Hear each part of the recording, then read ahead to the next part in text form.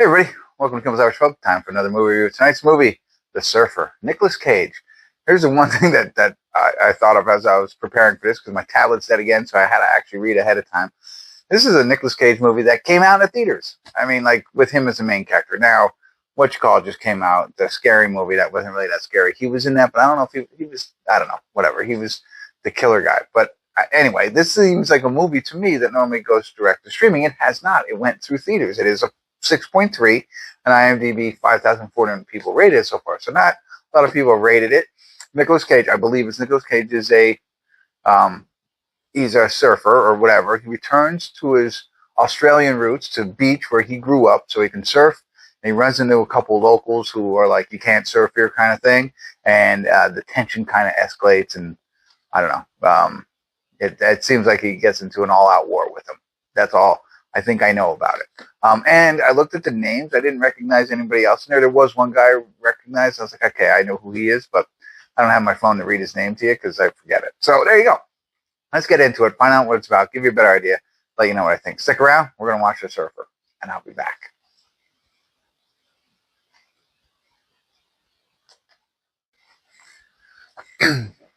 Hey everybody, we're at the credits of The Surfer, and I tell you what, I'm not even sure what I just watched, to be honest with you, and so we'll get into it, and maybe anybody who has seen it, let's talk about it in the comments, and maybe you can help me.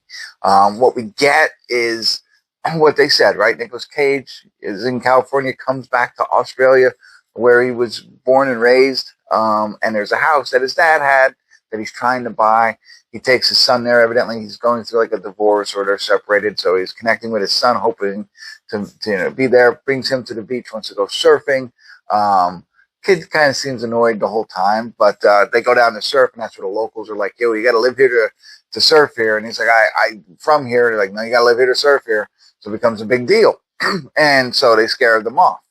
And let me say, the whole movie takes place at this beach. The beach, the parking lot, right? From the parking lot down. That's it. You know what I mean? There's nothing else. That's one location. Great for cost.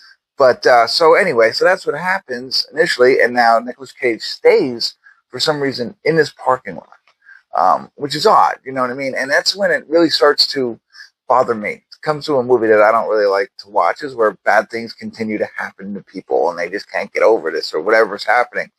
And it's really weird, like just things like, like he drove up in a Lexus, and of course they vandalize it. Okay, but like just keep going on and on and on. Battery dies. All this crazy stuff happens, and I'm on board. It's painful to watch, but I'm with it. It's the whole middle of the film. I'm on my phone because I don't like to see it, but I didn't miss anything. And then it gets, I guess, maybe to the third act. I don't know. It transitions into, I have no idea what, to be honest with you. And we'll get into that a little bit more. So it was interesting, cool concept. I was like Point Break, like Bodie from Point Break, which was Patrick Swayze and his group, how they're all like tough, and I'm sure that's maybe a lot of people, locals, but that's what it reminded me. Although they welcomed in Keanu Reeves, in this case they didn't. And Nicolas Cage continues to spiral. Now, I will say this. At the beginning, I think I did say, I thought this was going to be more like he's going to wage war on these people. And like, I'm thinking it's going to turn into an action film. Maybe he's like a secret agent or something like that, or at least knows how to fight. He's going to go down and fight his way onto the waves. That's not the case. Spoiler alert. That's not, if you thought you're going in to see this action film, it's not. It's a psychological film. And if I would have had my phone, I could have read like, hey, psychological, drama instead of like action. So comedy. That's not in there. He does a great job, I think, in his role. But it was just painful to watch. So that's it. It's what I got for you. I don't know how I feel yet about the movie altogether. I have to think about it more, but I want to talk more openly about it for those of you who have seen the film. So if you haven't seen it, don't want to learn more, spoiler alert, spoiler alert, spoiler alert.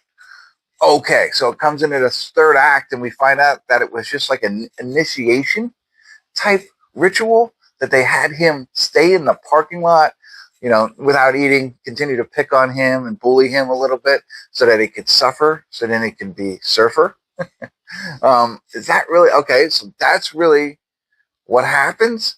You know what I mean? Like, and I kept thinking he's going to wake up out of that, and it's going to be like, yeah, no, it's in it. You're daydreaming, or I don't know, it's all a dream. That didn't happen. Okay, so really that's what it is. It was a thing, and now he's part of the gang.